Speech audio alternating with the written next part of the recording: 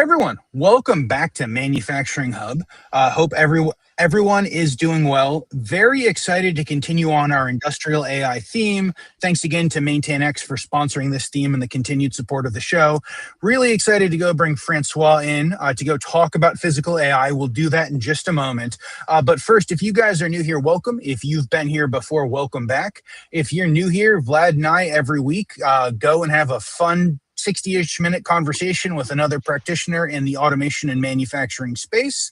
And we're happy you guys are here. If you've got questions or thoughts, either for Francois or myself or Vlad, please feel free to go ahead and throw them in the chat. If you guys are watching this live, the majority of the chat is going to be on LinkedIn and then YouTube in that order. So if you're somehow watching on another platform, feel free to go ahead and jump over to those.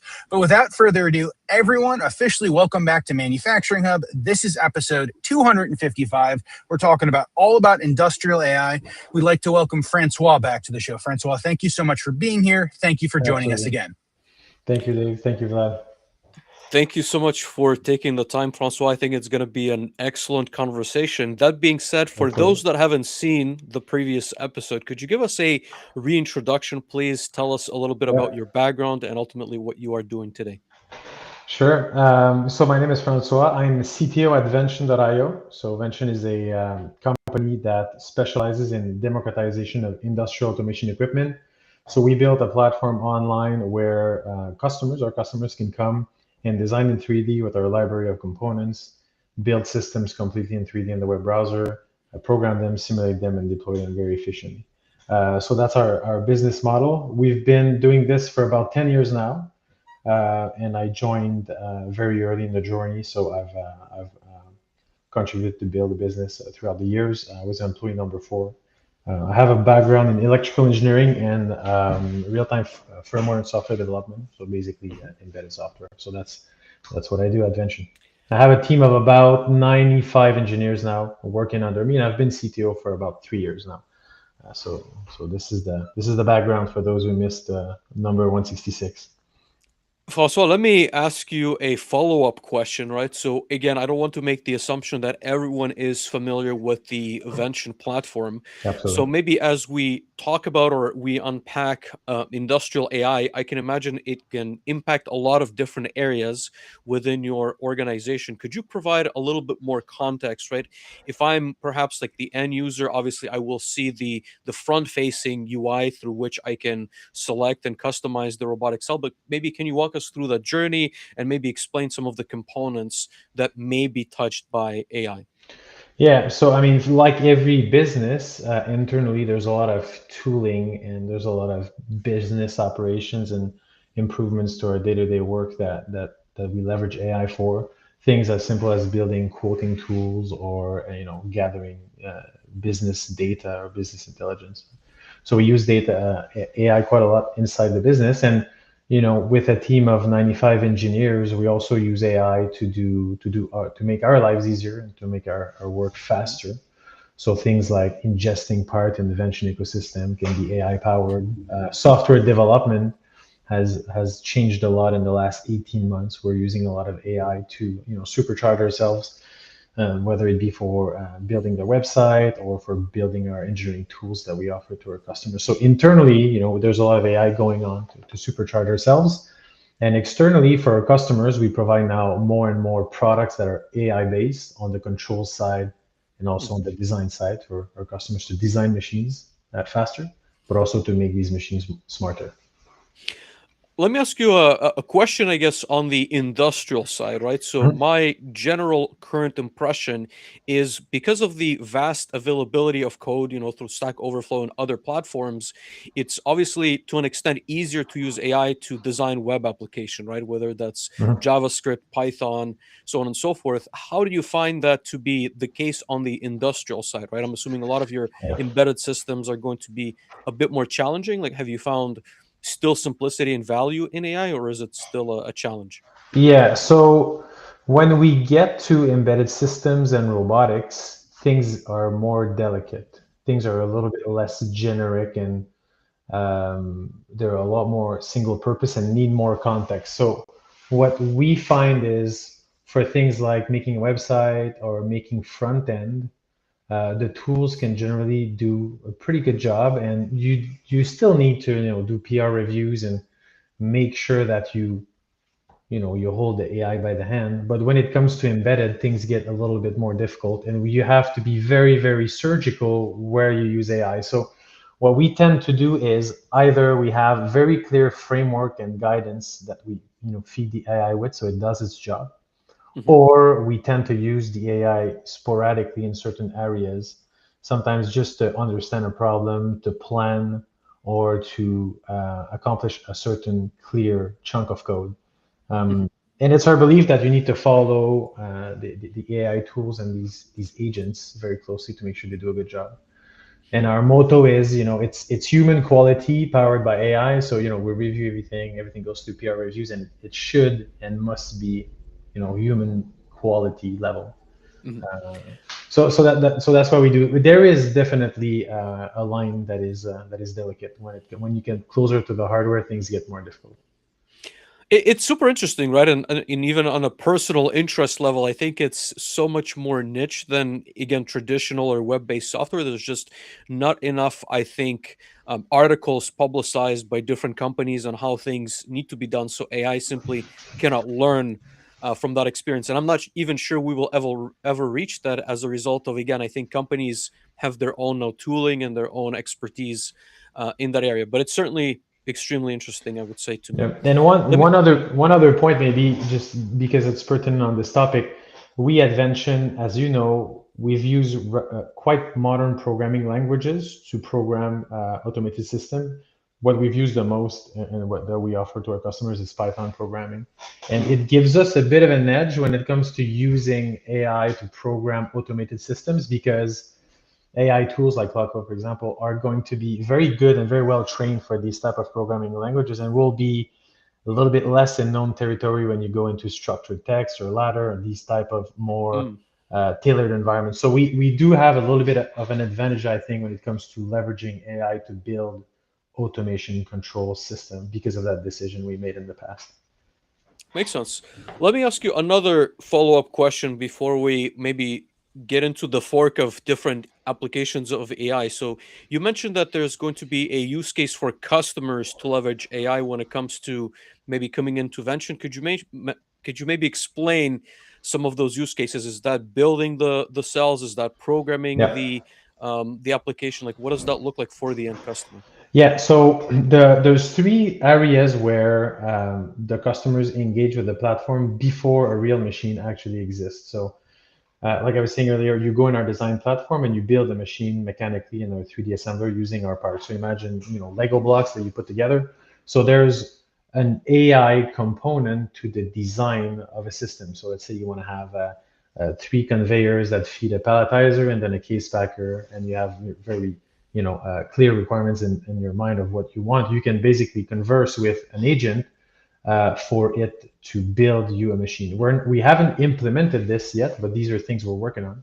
So this is a type of example of an application for AI for customers.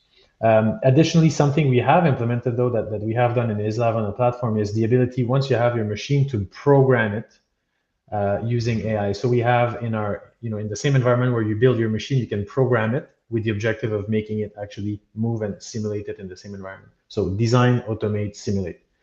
So at the automate phase, when you program the machine, we have a full AI agent that helps our customers actually build a Python program for their machine based on just a natural language prompts.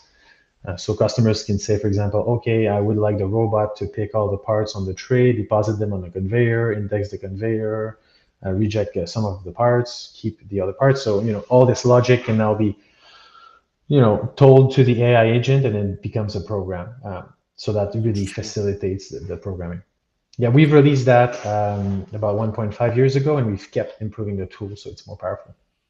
And you can, so you will have requirements, or I guess you can specify because I know it's not just the robot arm. Obviously, you mentioned, conveyors, but it's also vision systems. It's your grippers. It Absolutely. can help you program and simulate as a result of all of those components. That's correct. So once you've programmed the machine, then you see the result in simulation. And the dream is to have this complete loop where you design, program, simulate, test against your requirements, and then reiterate. And this could be separate agents working together to actually accomplish a loop of convergence to a machine that meets the specification. But again, there's a little bit of future-looking angle to what we're discussing today. We call it automating automation at Vention internally.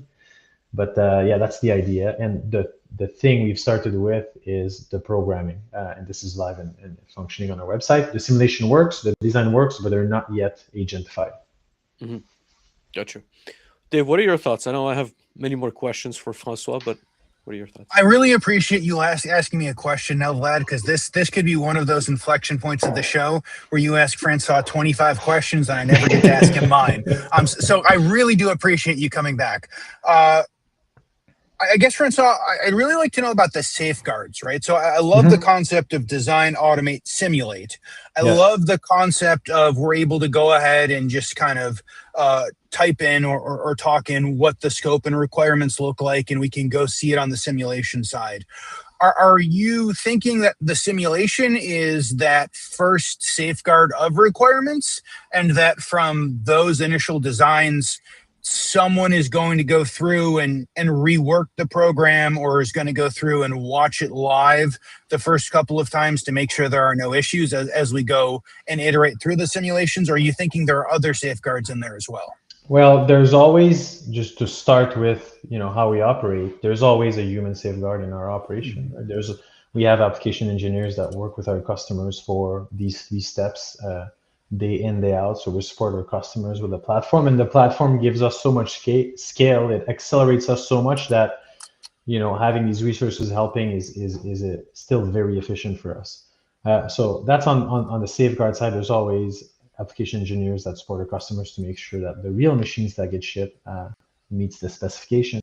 But the system that I just described to you, my vision is that this will do most of the heavy lifting, and we keep a human validation step in the loop, just like I was talking about agentic programming before. And yeah, the safeguard is also just the fact that everything is virtualized. Is a safeguard by itself, because all of this is happening in a virtual environment, which is inherently safe. And I guess maybe the third safeguard is just the fact that because we use the Vention platform and the Vention design tool in the Vention environment, we set the boundaries of what the AI can do, and it also makes it converge faster to real solutions that are viable. It keeps it confined to the real place. And I think that's what we find is the most effective way to make these AI systems work is you make sure you prompt very well, and giving it the context of the Vention platform is in itself a very large context prompt. So it pipes it at the right place.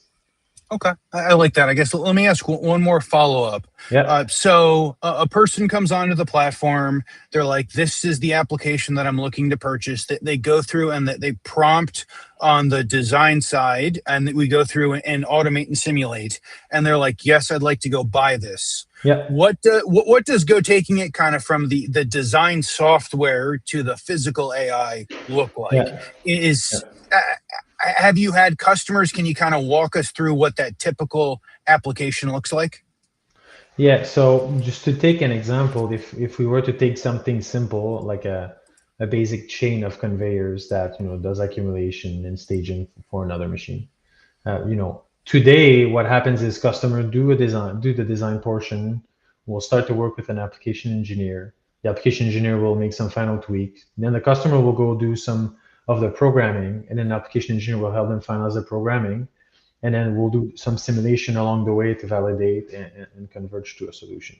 Once that works and is completed virtually, what we do is, we have all the parts that are stored in our warehouse. We basically, like IKEA, we make a shipping list of every component is required. We ship it to the customer. Customer assemble their machine, and once they have their machine assembled, they'll have what's called machine motion, our controller, where we deploy the software. Customers will go and take the program that was designed online and then load it onto the controller, and then start to do some dry run, and then we start the commissioning and deployment standard process. So the first design portion that is all done virtually, its intent is to create all the artifacts that make the deployment possible. And then, if you add AI to the mix, you make this design, automate, and simulate part just much more efficient. Look, François, let me ask you a clarifying question on that side, right? And maybe a bit fundamental. So I have worked on, robotics projects, and for me it was always, the robotics side requires its own software. For Yes. FANUC, as you know, it's a lot of times in Corel. Then you go to your PLC, again on Rockwell, Siemens, or whichever, it's your ladder logic. Then you have your vision system, in Cognex, it's going to be your Insight Explorer, for example, or spreadsheets. But you're saying you guys have put everything in the controller, so there's no need to touch the separate systems all at once?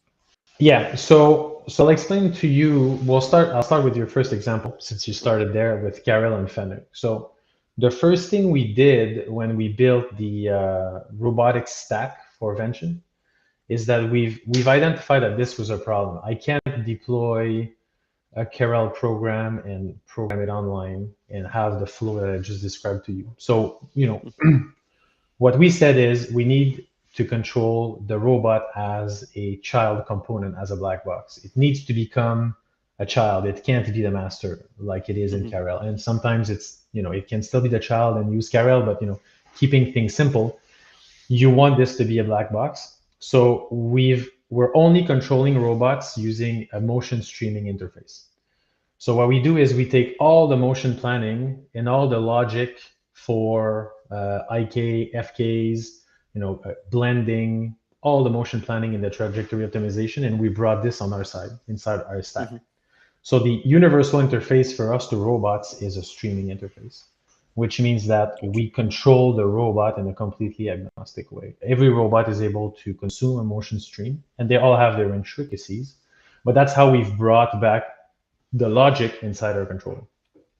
And for vision systems, what we do is we utilize vision systems that will be able to remotely configure and remotely control in the same type of strategy, completely over an Ethernet link. And then these are the parts that we prioritize in terms of integration on the platform. So we get to a world where we have standard interfaces to components, and then we keep the logic in one place. Interesting. So everything runs on the controller, so you can pretty much use AI to basically build code for anything that you need within the one place. Yeah, and again, right, it works with the components we've integrated. It works with the components of the platform. So there is a limitation, but for example, I can use agentic programming to do path optimization for a FANUC robot for a palletizer, for example, which is not possible to do if you're running off some logic on the controller itself. Interesting. So let me ask you maybe a follow-up on that side, right? So what are some of the challenges there? So again, I'm almost seeing like two components. One, maybe pre-initial deployment, you're obviously in a simulation environment. And I think to Dave's question, the constraints are a little bit, how would I say, not really there, right? Because you've not actually put the machine on the floor. But once the machine is there, you're looking more at optimizing, you're looking at validating, maybe you're looking even at making changes to like different SKUs. Like, what are some of the challenges to use AI like on those fronts? Well, we're not yet in the topic of physical AI, right? We're still at the agentic level. So one of the, I don't know if it's an AI challenge per se, but definitely this pre-deployment to deployment, the fidelity of the simulation is going to be a big part of how smooth this transition is going to be. So that's definitely a challenge. And I think also when it comes to agentic for programming, we need to keep the system quite effective at remaining at keeping understandability, right? So when you go on the floor and you want to debug, you need to make sure that you have the ability to go inside the software and understand what the AI agents have programmed. And I think that comes and is possible, and it comes with putting good frameworks in place and good methodologies as context for these AI agents to do things a certain way. So when you go in, you know how the agent has operated. Clear SDKs, state machine frameworks, inter-process communication frameworks, these type of things. So the AI is not just doing whatever, it's doing things in a structured fashion. But then also, when it comes to deploying, physical AI has its own challenges. We can tackle that maybe afterwards. Yeah, so let me ask you maybe like a question on that side, right? How do you define like physical AI, right? So Mhm. obviously we talked a little bit like off stream about like GPUs and Nvidia, and we can get into that as well. But how would you define for someone who's unfamiliar with that side of things, Yeah. physical AI? Yeah, or physical AI or embodied AI. Mhm. For me, my definition is, the utilization of AI, in, artificial intelligence to act in the physical world. So to control actuation, to control motion that will have a side effect in the physical world, which is not true of an agent. You ask a question, it gives you an answer. It's basically data processing, data in, data out. Nothing physical in the real world really Mhm. happened. But when you use AI algorithms to control a robot that interacts with the real world, this is when physical AI, at least for me, starts to emerge. But do you still then bundle in sort of like LLMs as a possibility for like I want to say like general physical AI, or is this more like machine learning and AI as they used or I guess like were before LLMs took over to an Yeah, extent? there could be. I think some people are utilizing LLM to prompt machines to do an action. Hmm. So an LLM can be, so natural language processing, can be the input to a physical AI system. Hmm. So I think that's absolutely possible. We even ourselves at Vention, we prompt certain portions of our vision pipeline with natural language to give these portions information about what to do. Okay. So I think they can coexist, but for me, physical AI is really, as soon as you start to have AI that interacts with the real world and has its own kind of autonomous brain, for me, that's what a physical AI system is. Gotcha. So I guess could you expand on what kind of use cases for physical AI do you have at Vention? Yeah, so we've released two different technologies, one that build on the other. So the first one is called GRIP. So it's a generalized robotics intelligence pipeline. And what that does is basically give our customers on top of the platform the ability to detect objects in three-dimensional space very precisely with low-cost cameras, and then have the ability to go grip apart. That's why we call the name of the pipeline grip. So to go grasp a component and then place it in the target location. So it's really pick and place manipulation system that's powered by AI. It's things that were done in the past, but we're doing it with new technology, which allows us to do it at a fraction of the cost and also with more flexibility. So the system are easier and more flexible to deploy. So that's what we do, and that's Grip. And on top of Grip, we build an application called Rapid AI Operator, which is a deep bin picking application that allows our customers to deploy a system that's kind of modular and pre-built to a certain extent to do bin picking applications. You mentioned that there's been advancements made that made this, I guess, more accessible and cheaper. Are you able to comment on what those are? Is it like Yeah. GPUs? Is it like specific, like what made it possible? Yeah, so I think the revolution has been sparked by the transformers, right? The new transformer Mm. architecture for AI models, and these architecture allowed to build models that are foundation models that are very powerful, very generalizable. So what we do at Vention is we utilize foundation models for stereo depth estimation, for pose estimation, for instance segmentation. All blocks of our vision pipeline. And Mhm. these systems are super generalizable. They run on GPUs, and they are made available to the public under standard licenses that are not expensive. So now we can use these new technologies to do AI in ways that we were not able to do before. Gotcha. Dave, do you have any thoughts? I have more questions for Francois. But No, I feel like there are so many directions that this can go in, Francois, and so. I guess, can you take us through a rollout? Like, let's say someone is like, yes, I'm interested in physical Yeah, AI. yeah, Yes, absolutely. yes, I want grip, and yes, I want the automator interface with that. Yes, What does that look like? Are we getting all of the hardware on-prem yeah, on yeah, site? Are we having callbacks to the cloud? how could someone have physical AI if they're looking to go deploy physical AI today? Yeah, so and I'll give you an example of a project that we're deploying actually at the moment at a customer site. So it's a customer in the UK called MacAlpine Plumbing. They make plumbing components, all kinds of different fittings and filters for plumbing applications. And there's an operator that will take every part and insert them one by one in a machine, because these components need to have valves inserted inside of them. Okay, it's very simple. So they take a component in a bin, they put it in a machine, and that machine will, bring the part to another stage for a valve insertion. It's tricky to put the part in the machine. Is tricky. There's walls. The bin is on the floor. These components are somewhat delicate, so it's not easy to get a robot to do it by itself. And also the bin is very deep. So that's the application. So customer came to us and they said, we've tried to do this with typical integrators, traditional automation providers, and we've tried 4 times and it never worked. And the reason, the challenge was they're never able to actually finally empty the bin. There's always collisions. They never find the last parts. It's hard to navigate. Never works. So we took on the challenge because we knew that we had the special power of being in 2025, late last year, and having these new foundation models. So what we did is 3 things. We utilized advanced instance segmentation from Meta called SAM3.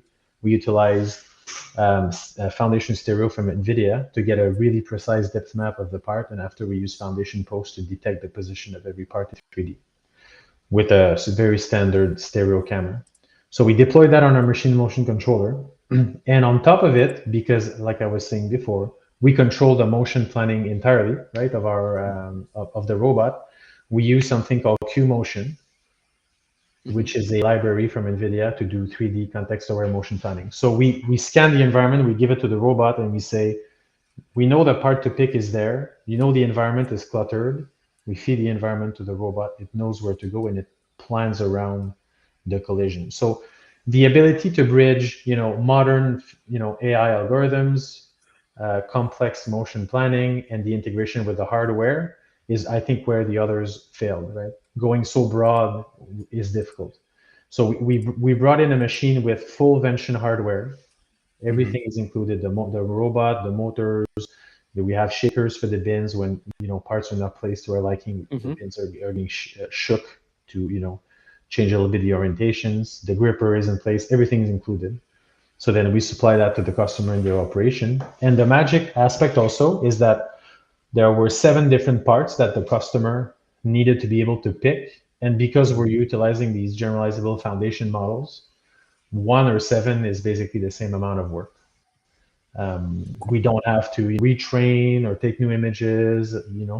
All of this is covered because of the fact that these models are trained with lots of data. So that's what it looks like. So the customer gets a full machine, all Vention hardware with our software. It runs on-prem. These models are pre-trained, right? They're foundation models. We specify them just by feeding the part of the component, the 3D model of the part we want to pick. And yeah, that's it. It runs on-prem. Our customers don't want to have connections to the cloud to maintain their operations. So that's what it looks like in a nutshell. Okay. I like that. I think that's interesting. Maybe moving beyond the amazing application that in the past 4+ integrators have failed with, and I'm sure hundreds or thousands of facilities are struggling with very similar applications. Is there a roadmap? Are there some other predictions on where you think physical AI is going to go? Yeah. So my bet on where things are going to go is to use relatively standard industrial embodiments and adding lots more autonomy and flexibility. So ability to recover from uncertain conditions, onboard new SKUs, work with new types of material. I think this is where physical AI is going to make strides in the coming months and years. I'm less convinced or less of a fan of the whole humanoid hype and these more general purpose embodiments. I think these are we've built automation because the human form factor is wrong. So, so I think that the human form factor will continue to be wrong in many regards. So I think in terms of controls and flexibility and autonomy, we're going to make strides. But I think in terms of embodiment, we're going to keep using what works best. So that's kind of my take on this one. I wanted to maybe, if I may, Francois, ask a question on the example that you gave, because I'm still, I guess, curious to. I've not personally seen projects where the robotics have been trained using models, Yeah. except at trade shows. So I'm curious, to your example, what did it take to actually deploy this at the customer site? So you've mentioned there were obviously models. I'm assuming there was a GPU involved that Oh yeah. sort of stays with the robot. Does that mean it's always running, updating the model, continuously improving? Does it mean, if I'm showing up the day one, am I just showing it one of those like valves that needs to be inserted? Do I put the full bin in it? Could you maybe explain like what is the process for the end user to get this to the state that it is? Yeah. So there is, to answer your first question, there is a GPU, of course. So right now we have some GPUs inside Machine Motion. For this very application, we needed to add more GPUs outside. So right now, this system is running on an Nvidia Thor external compute platform. So this is where we do the inferences. There's no, for the moment, there's no data flywheel that retrains the models. And the reason is because these models are foundation models, right? So, they're trained with so much data that they generalize good enough for our application. So I don't need to necessarily go get more data to get better. They're already good, right? For the very specific tasks that we give them. So we don't sell, some companies that do extremely large models like Pi or physical intelligence or generalist AI. The task they give is so difficult and so ambiguous and so broad that they have to constantly keep training because they don't have enough data for the system to generalize to this complex task. For us, what we did is we're targeting depth estimation, we're targeting instance segmentation, and we're targeting pose estimation. And we do still some custom code around. So that gives us the ability to have a specific enough task to have a foundation models that we don't need to retrain. We just use it. So we don't have to retrain. But it's not perfect because we still have some custom code to put all of this together, and we need some heuristic to make some decisions. So the system is less fully autonomous, but it's still one notch more solid than a standard implementation. So I don't know if that answers your question, but we do have GPUs and we don't retrain constantly because we use these models. No, definitely answers the question. I have a follow-up on that side, right? So obviously the pick and place is to an extent understood as an application. Yes. I, for an example, am talking to a potential customer who's looking at welding applications. As you can imagine, well, there's a few challenges. There's number one, the quality inspection after the weld, but there's also I guess what they're trying to do is have a movable robot that applies welds in specific locations. So I'm curious, maybe in your specific use case, what are some of the verticals? Does it apply to, again, welding? Is it pure like packaging? Could you expand a bit more? What are some of the potential use cases for end users? Yeah, so we do a lot. So pick and place is very broad in, as a category, right? So we see things like depalletizing. It's a flavor of pick and place, but with lots of uncertainty. So it's another type of application, maybe a little bit more precise that we tackle. Machine tending in scenarios where the parts are fed in an unstructured way. So it's not, it's like it can pick from a bin or pick from a conveyor in a completely unstructured fashion and then tend the machine. That's another application that we see a lot of. Now, injection molding also fits that category. Tending the output of an injection molding machine where the parts are usually dropped outside of the molding machine on a conveyor, need to be picked and placed in an area that is going to protect the parts because sometimes they can be fragile or reflective, so they have to be stored in trays with delicate insertions. Another good application for physical AI. Manipulation of deformable objects, chains, assembly, screw driving, all areas where you need some level of dexterity and manipulation, just enough so it's hard, but just, but not too hard, but just enough so you have to deal with it. So we see, screw driving, manipulation of deformable objects. Yeah, so just a couple examples, but always with a certain level of uncertainty. Assembly, things as simple as, we had an application the other day that was interesting, very basic, and then you'd be there wondering why they haven't done it yet. It's just a company that is building abrasive discs, and inside of the abrasive disc, where it gets clamped in the buffer, there's a little piece of metal that gets kind of pressed to protect the material, because it's kind of like a brittle material. So they clamp a piece of metal. So you have two parts, an abrasive disc and a piece of metal, and they come in bins, and then you have to pick the metal ring, you have to pick the abrasive disc, stage it, put the little metallic part, put that in a press, the press presses on the disc, and then you take the disc and you stack it in a box. Very simple. It's kind of a pick and place plus assembly step. And they have 50 SKUs, so not automatable, because any integrator would come in and say, okay, it's $400,000 or $500,000, and it's like a half to a shift. No ROI. So we come in and we say we can do something because we're able to do it a little bit more cost effectively. It's always very interesting to me, again, like looking back at some of my projects, it's the decision between, do we make the AI handle the unpredictability of the input, or do we solve the input via a feeder ball, for example? Exactly, like a mechanical side. But you can't have, like, if you have 200 SKUs, you can't have 200 ball feeders. It's cost prohibitive, right? They're right, exactly. Expensive. Exactly, but I'm thinking also, like, now, I guess if you're saying now it's more cost effective to solve it via like the AI and the robot, that's where obviously you have a business case of one versus the other. That's right. And of course, again, like you will make that comparison, and now it's leaning more towards, instead of buying a bowl for each ingredient, we're going to buy the robot that can solve that. So I think it makes it super interesting. Let me ask you maybe a question on the previous 2 points. Yes. So when you deploy these solutions, are you generally expecting the end user to be the one that trains these systems, or do you still have to maybe explain and help them through that journey as they like train the models and feed whatever data is necessary to make it work? So in the application that I described to you for the plumbing parts, the only step we ask our user to do is to do what's called part onboarding. So given that the part can be gripped or grasped with the gripper on the cell, because we can't change the hardware by software, right?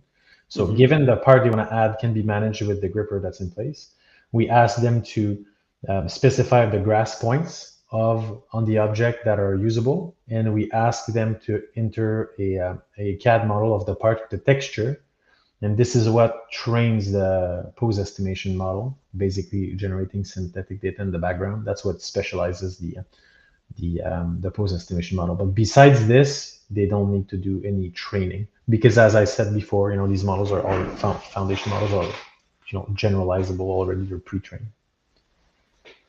Awesome. Thank you. No, I like that. I think that was a good question, and I think that was a really good answer, because I was myself wondering how how a model would be able to be retrained so quickly without any additional inputs, and if it's the CAD model and the gripping points fed into the box, fed into the algorithm and the baseline, that would make sense. So thank you so much for that. Before we continue, we have a couple of people to thank. Here's the painful truth. Your technicians are spending 40% of their time looking for answers, answering radio calls, and not focusing on what really matters, fixing assets. That's why we built MaintainX. Now your technicians can leverage AI to get the answers that they need instantly, focusing on what really matters, getting the asset back online. Check out MaintainX. Awesome. And we want to thank MaintainX for sponsoring this episode and this theme and the continued support of this show. And so, Francois, again, that was really interesting. I want to talk a little bit about user applications and the impact. I would imagine, based upon grip and what we were talking about on the pick and place and some of those other applications, is that the highest volume, highest opportunity that Vention was seeing when it comes to robotic applications? I guess, was that the demand, or was that the technology has gotten to the point where we can go ahead and build this? Yeah, so I would say it's both actually. So at Vention, we do work with quite a lot of customers every day that have requests for automation projects. And we always got in a pickle when things got too unstructured and in bins and required vision, because we didn't really have ways to do that economically enough and virtually and with scale. So throughout the years, we kind of grew a little bit sour to not be able to tackle these applications that were more unstructured and more centered around bin picking, because in industrial manufacturing, you see these bins of parts all the time. So we saw the demand, and when we got to learn more about where AI was going, and we developed a relationship with Nvidia, and we learned what they were working on and the potential, and that it was starting to work in certain use cases. We kind of did 1 + 1 = 2, and we started to work on this specific application. And there's other things, AI-driven sanding, to make sure you can detect the areas and the curvatures. There's other more advanced applications that eventually we'll get into, but this one seemed like the highest scale and the most ripe for us to tackle. We have a question. Oh, go ahead, Dave. Go ahead. I was in fact going to go bring us to. I was going to go bring us to the question, Francois. We have a question from Omar, talking about how do you see physical AI evolving from pilots to real industrial applications at scale, and talking about an example. And I know that we've talked about an example with the plumbing company, but can you walk us through kind of physical AI evolving from pilots to real industry adoption, and what that part looks like, please? Yeah, so a little bit. I mean, so I'm gonna I'm gonna be maybe biased here, but I think that things are going to be progressive and they're going to come in hybrid fashion. So I think these control systems will start to use AI in certain very specific areas of their processes, instead of tackling the problem of generalizing to a complete task. So you see scaled and physical AI and generalists that are basically training a system to take something and put it in a bag, no matter what the object is, no matter where the bag is, no matter how fast the conveyor is going. So they can do very, very sophisticated tasks very well. I think this is too big a bite for now, and I don't think the VLAs and the world models are ready. But I think certain aspects are ready. For example, dexterous grasping is getting there for certain things. I think that pose estimation is getting there and scalable in certain areas, in certain conditions. So I think that choosing the right tech for the right portion of a process and get rid of a big problem with AI is ripe. Actually, we are deploying solutions, but it's not the big bold dream of throw anything at a model and it'll solve it. I don't think we're there yet. But I will say that I was impressed by the generalist AI demo at Nvidia GTC. They were taking a cell phone and placing it into a cell phone case with the little foam, and it's just a normal standard cell phone case that you'd struggle to put together yourself. And the demo was impressive, extremely resilient to interferences. So we see signs that these things are getting there. But I think we'll have to be a little bit more hybrid and pragmatic on which bits to use where first.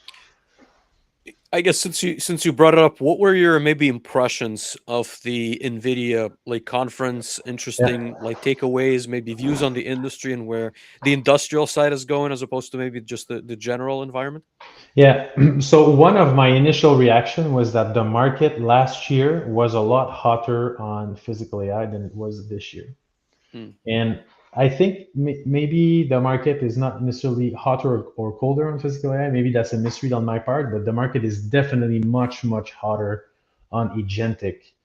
I think, this has a little bit overshadowed physical AI this year. So that was my initial reaction. And it was very apparent in Jensen's keynote that the demand now for agentic, ChatGPT, Cloud Code, and more digital AI tools tools that everybody can use on the planet, right? Like this demand is going at such a pace that it's overshadowing a bit physical AI.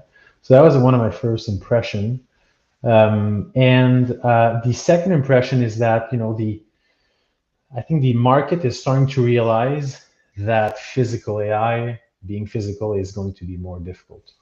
It's not going to move at the pace and with the growth that we've experienced in agentic AI, just because of the physical limitation and nature of the challenge.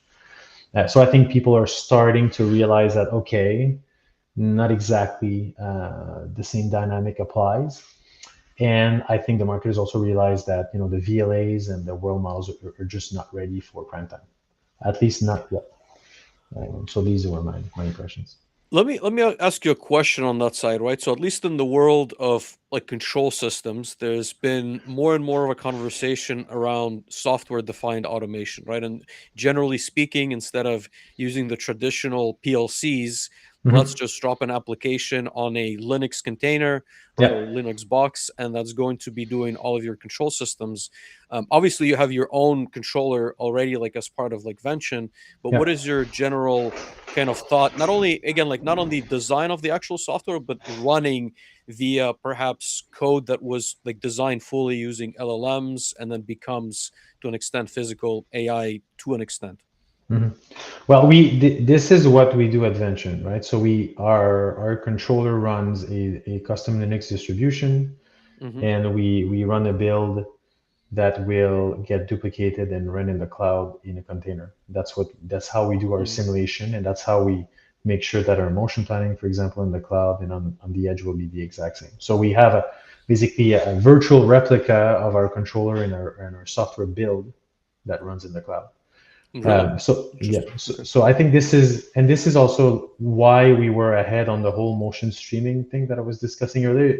At the beginning, we did it because we wanted the motion planning of the robot in the cloud and the motion planning of the robot on edge. We wanted it to be the very same. So by running the same code, the same way, you have good fidelity. But anyways, that's a separate story. So we already do this, running standard software in a cloud container to do control. For us, it also has helped us because now that agentic AI is in full force, we can utilize these tools to generate the software for our controls. The whole software defined automation portion, I think it's maybe going to be a bold statement, but I think that a lot of people that talk about this maybe sometimes miss the point that you have to do very hard work to be hardware agnostic, and you have to do very hard work to be software configurable. It just doesn't happen naturally. It happens very intentionally if you build the right interfaces to the hardware, if you have the right hardware that have the right smarts to communicate with the software. There's no such a thing as configuring hardware and software. You have to have done the hardware before, so that's possible. So I think that being clever about choosing the right hardware, for example, using, say, I'm going to onboard IO-Link on my ecosystem and work only with IO-Link devices, and I know I'm going to be interoperable with a large proportion of devices. I'll be Ethernet IP compliant. I will build my safety system only with SIP safety or TwinCat safe, so I can have software tools to configure and talk to these devices. But none of this comes for free. You can't put a digital inductive sensor and software define it, right? It just doesn't make sense. So I think intentional design needs to happen for this to be possible. Very intentional design. Yeah, and to be honest with you, I have the same gut feeling, right? But obviously, I'm trying to understand the claims of certain individuals and groups, and I think that to an extent, vibe coding has given a lot of people confidence that they can simply, quote unquote, build those drivers, right? But again, like I'm not in the same environment that you are. That's why it's good to have that confirmation on your side. It is, like, from what I imagine, extremely complex to build those drivers to onboard, the different protocols. But that being said, if 5 years ago you would have told me I can drop the user manual of a robot controller and get 80% of the way there, I would have not believed you. But I don't think you can get near 100%, but you can get quite a good chunk of the work done because the librarian work of, finding all the endpoints, understanding the messages, making data structures, understanding the communication protocol. Like all these things, the AI can figure out a certain proportion of it nicely. And after you go in and you fine tune and you find the edge cases, and so you can get there much faster, but it's not for free. Right. Well, in the industrial side, it is important, right, to get as close as possible to the 100%. I guess not always possible to get it all right, but you can't just, to an extent, get to 80% with AI and call it good enough. Yeah, Right? So and that's what I meant with the 80% is like, of course, the implementation needs to get to 100%, but the AI can do 80% of the job. You finish the 20% because this thing needs to be up 100% of the time. Yes. So that we agree on. Yeah. Of course. Let me ask you a follow-up, and I guess equally, I don't want to say controversial, right? But there's always a question from the customer with regards to deploying on the edge versus deploying on the cloud. I know that you've mentioned that you have a, to an extent, like I guess, like my understanding is a digital twin that runs the PLC side, but controls, I would assume, are running at the plant level. Could you maybe explain the architecture a little bit better in like a general sense, and maybe a specific example if you have any? Yeah, I think that most people that sell real systems in the field and deploy at customers understand that very few people will accept a machine that requires a network connection to run. So I think it's you can require a network connection to have data, to have vitals, to remote connect, to troubleshoot. That's okay, and even then, it can be complicated with IT and cybersecurity. But given we're not talking about that, running inferences, running processing to make real-time decisions to control a machine need to be done on edge. I don't see another way. And if you don't do this, you suffer the latency and you're at the mercy of the network and people running, serious production with, hundreds of thousands of dollars at stake every day. It's just not a risk we can take. So, inferences are ran locally. Training, simulation can all be done in the cloud. These are offline, design type of steps that don't necessarily have immediate consequences on the factory floor. That's not a problem. Makes sense. Thank you. What do you think? What do you think? Well, on my side, again, a lot of like my customers will be skeptical because of those reasons that you mentioned, right? It's getting approval with IT. But I guess it goes more fundamental than that. I think a control system that is fast, that is reliable, in especially sites that are remote, as manufacturing often is, with shaky connections, is just not going to fly, right? It's not going to pass the first test. And yes, for data reasons, but even like funneling data to the cloud in my, again, like applications usually involves some kind of an edge, like buffer device or something that, filters data, concentrates data, and then sends it over. So we say one of the motto that one of my staff engineer told me that I keep repeating is, when it comes to communication to the cloud, the strategy is less data, more information. So, with the mindset of filter, send less bytes, but send more insight. So I think that's the right strategy. Yeah, absolutely. I like that. I have worked with several groups who wanted to do their compute and wanted to go do their control in the cloud, and we've run into all of those issues you mentioned and more, Francois. Is you don't think about latency and you're up down to your local AWS or Azure servers until you're waiting there every several hundred times. Everyone on the facility is waiting several hundred times a day for that extra 100 or 200 milliseconds if everything has gone perfect. So no, I think that is really good. And I very much appreciated your comment about being intentional. And when it comes to making some of these choices or developing the next generations of systems and solutions, you specifically with software-defined automation, but also as I look back on our previous conversations with Vention and Vention building the controllers and Vention building a lot of this internally, and some other groups that we're seeing who are able to kind of supercharge their AI pathways and solutions. all of the choices were very intentional. I don't really, I would love to go ahead and give everyone the compliment of, I think everyone 5 or 6 years ago knew AI was coming. I think it was intentional for a variety of reasons, and they have just made the correct choices in order to be in the driver's seat. Now. We've got another really good question from Omar. Omar saying, if you were launching a startup in the physical AI for manufacturing space today, which would you prioritize first? Would it be automation, production enhancement, or optimization and forecasting? What would drive that decision? It feels like a very similar question to what we were already going to ask you in a couple of minutes, and so I think it's a good question. It's a deep question. Do you have thoughts on that?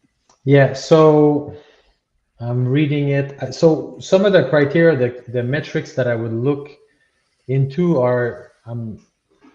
When I get asked these questions, I always go back to the commercial aspects, right? Where do you have the most access or the more intimate relationship with the customer? That's one of the things that have made us successful at Vention. We work very closely with the customer on real use cases, and we own the relationship.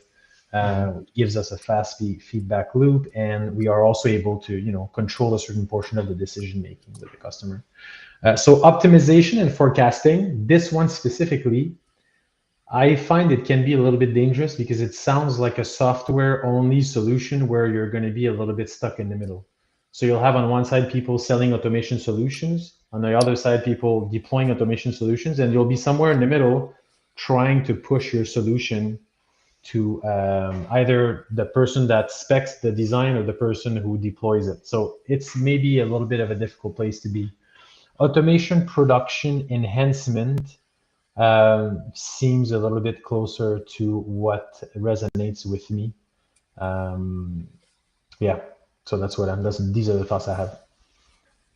No, I would agree, and I think you made a really good point, Francois, of go find a pain point that a customer has and go focus on building that relationship and that pain point. And if you can go find several of those customers with a very similar pain point, that is where the best startups and companies that I have found will grow. From. Vlad, as we're closing down before we hit the final questions for Francois, do you have any other questions for him? One last question, Vlad. One last question time. I feel like we should have some sort of some sort of video to come on to go. Vlad, one last question time. François, we talked a lot about the technical aspects of AI and some of these deployments. I'm curious what your thoughts are when it comes to the cultural changes, right? So when you're talking to end users, like what is their general, I would say, like response? Are they very receptive? Are they worried that they don't have maybe the engineering strength to support AI deployments and interface with some of these robotic cells and solutions? Like, how do you maybe have those conversations in a broader sense? Yeah, so I have two thoughts on the agentic programming side of things. There is a concern. I have a concern that moving to that model and leaving behind the graphical programming types and the ladder types is going to make it maybe a little bit more difficult for certain user classes to troubleshoot and maintain and make changes to these programs. You still need to have a certain level of expertise to be comfortable with these technologies. So that's definitely something that's on my mind. The other reception, kind of a customer reception topic that comes to mind is the reverse is, directors, production managers, and executives in companies are very, very interested in jumping on the AI train, right? For very obvious reasons. And we get asked, how can you guys help us leverage more AI to get competitive edge and differentiate ourselves and be more efficient? So I see people wanting to jump in at all costs, and I see others that are going to be victim a little bit of the expertise gap that's going to continue to get wider. So just some reflections. The other topic is, work slop. That's another very present topic. Are people utilizing AI to do more work, or are people using AI just to get by and do the same thing they were doing before with less effort? That's another big topic. That would be a longer question, right? Because I'd be obviously curious how you're seeing the I mean, like, again, I talk to I would say, like, different companies, and on the software side, it seems like there's companies who will refuse to interview software engineers and developers that can't demonstrate a very credible, development workflow on specifically Cloud Code in this Yes, that's true. in this instance.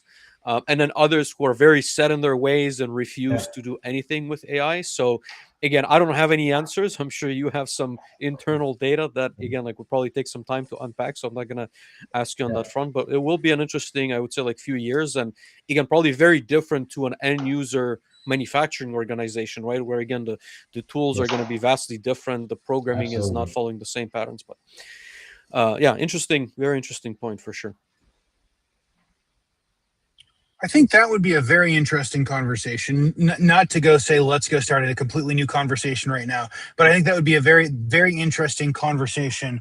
I would love, and it would be probably very difficult if someone were to go out, especially on the industrial side, and go put out some sort of like large survey to go figure out what that looks like in our space. Because I have certainly seen, I feel more so on the software companies, like the tech software companies than anything else, is the push towards you need some sort of AI workflow and you need to be able to use this. And I feel like there is value to that.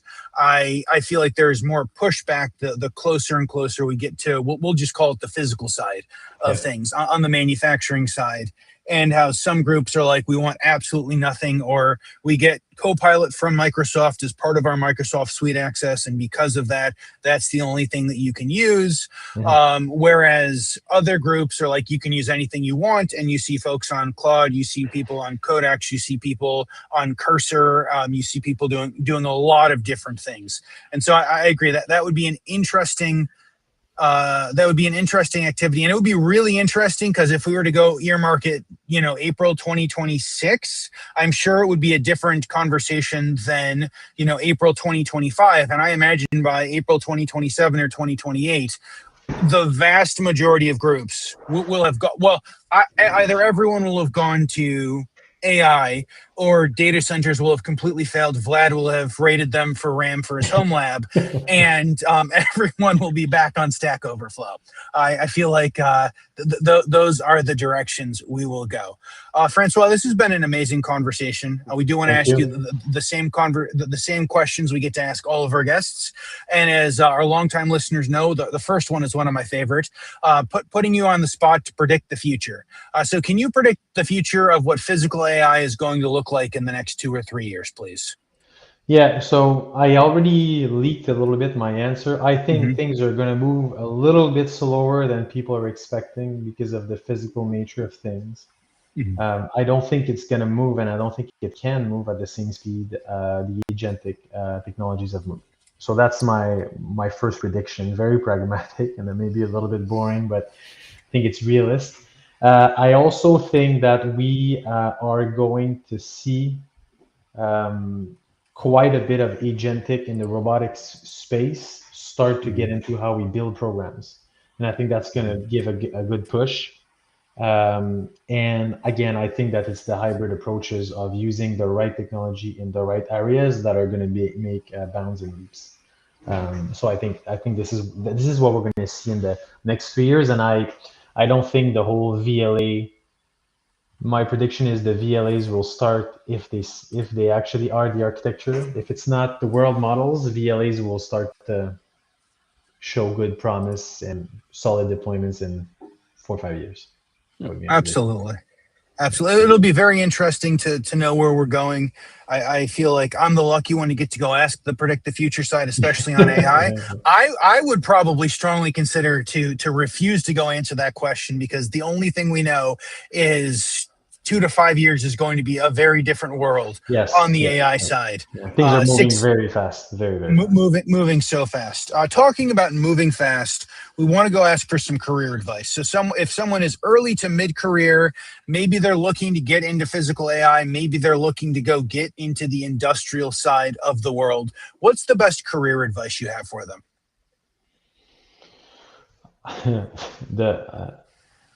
I think it would be you need to jump. I think you need to jump on the train of AI, and kind of go download a Cloud Code go download a Cloud Code IDE, start to build things, experiment, learn, stay relevant, and kind of learn how you can use these tools. And I think it even applies to, I think, everybody, even professionals that are non-programmers. Use these tools, understand how you can leverage them to be more productive. It's just like a calculator, and I don't know when calculators came out in 1970, but there was the guy calculating by hand and the guy with his calculator. So I think just like any other revolution, I think you if you want to continue to perform and stay on top, you need to jump on the wagon and learn, build, and experiment, and learn to use these tools. Mm-hmm. So I think it's very, very important for the next years and the people that start to work. I agree. I think that is a fantastic recommendation for everyone. Speaking of recommendations, I know you have a content recommendation for us. What do you have today?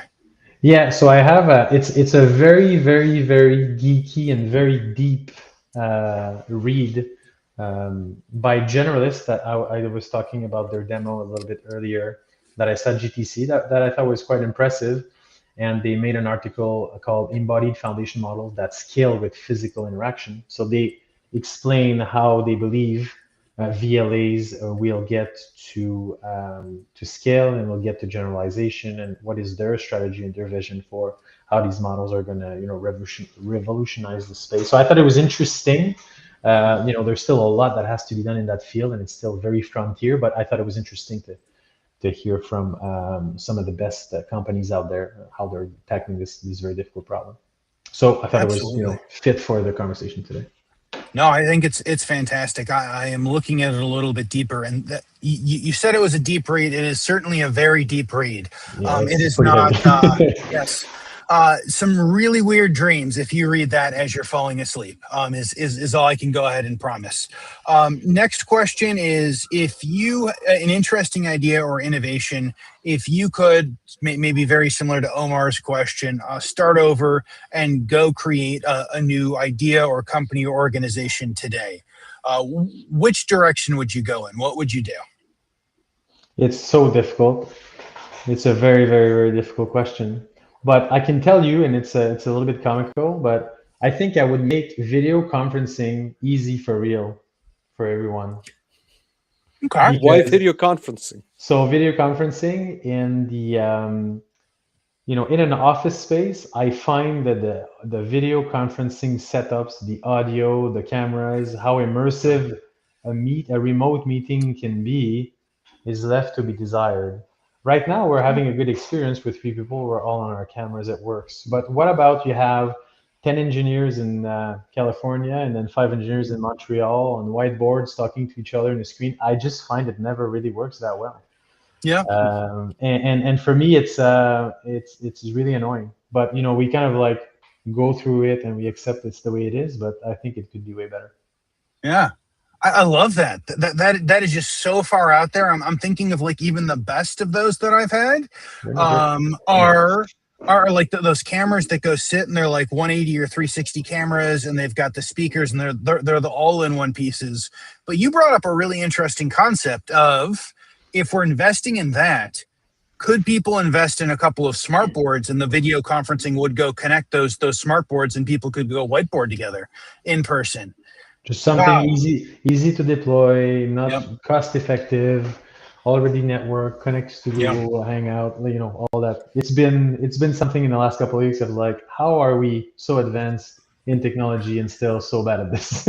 Absolutely. So, I think today in particular, this is my 4th video conferencing platform that I've been on, and there have been issues, small, but there have been issues or changes that at least one person has had to go make on every single one of us. So, but I think our experience today is quite good, and Google Hangout is quite good. If everybody is on their station, facing the TV, and there's no group isolated or whiteboard, that works great. But as soon as you diverge from that model, things get tricky. Agreed. That's been fantastic. And Francois, this entire conversation has been fantastic. Last question for you is, how can our listeners help? Who should reach out to you? Who are you looking to connect with? Very much your open platform to ask our listeners anything. Yeah, so 2 requests. The number one is, for people that are the best and greatest employees and contributors to Vention have been the ones that had passion for robotics and technology and our mission. And we're always looking for talent. We're always looking to hire and to continue to build Vention and to make it to our end goal of democratizing industrial automation. So if you're interested by what we do, and if you know people that are interested by what we do, reach out to us, and we'll be happy to have a chat and explain us what we do and how you can contribute, and maybe we can collaborate and maybe even hire you. So that's my first request. And the second is, if you know people that are that want to automate, that want to buy machines and improve their operations, Vention is there to help. We have application engineers that you can work on your projects with every day available. So we'll be happy to continue to ship some blue machines and help people get more productive. Absolutely. No, this has been fantastic. Thank you so much for your time. Thank you so much for your conversation. I will note for some of the listeners who are watching us live who might have come in later, we had François on an episode 166. So if you want to take a step back, maybe 2 years right before they built a lot of this very interesting AI solutions, go take a listen to that. I'm just thinking back at the differences, and I'm like, wow, so much has happened in the last 2 years. If you guys are listening, please make sure you connect with Francois. Please make sure that you're following Vention. Also, follow Manufacturing Hub for all of the latest updates, as well as Vlad and myself. Special thanks to MaintainX for sponsoring this theme and all of their continued support. If you guys have made it this far on YouTube or podcast format, you're amazing. Please hit the thumbs up button and subscribe and follow along and rate us 5 stars and all of those awesome things. You guys continue to do that, and we continue to go get the episodes out, and you listen to it more and more, which is pretty amazing. Until next week.